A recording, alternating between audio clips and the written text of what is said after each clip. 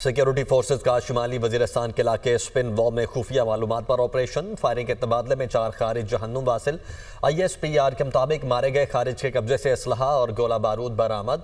हलाक खारिज दहशतगर्दी की मुतअद्दिद कार्रवाइयों और मासूम शहरियों की टारगेट किलिंग में मुलव्वस थे।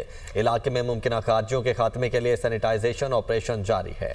सदर ममलिकत आसिफ अली जरदारी और वज़ीर आज़म शहबाज शरीफ की जानिब से आपको बता रहे हैं कि फायरिंग के तबादले में 4 खवारिज जहन्नुम वासिल कर दिए गए।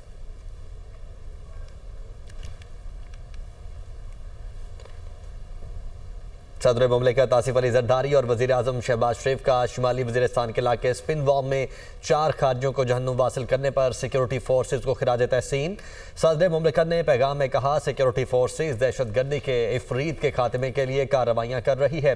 पूरी कौम दहशतगर्दी के खिलाफ मुत्तहिद है। दहशतगर्दी के मुकम्मल खात्मे तक फितनतुल खवारिज के खिलाफ कार्रवाइयाँ जारी रहेंगी। वज़ीर आज़म शहबाज शरीफ ने कहा, कौम को सिक्योरिटी फोर्सेज के निडर जवानों पर फख्र है। इंसानियत के दुश्मनों के मज़मूम अज़ाइम को इसी तरह खाक में मिलाते रहेंगे।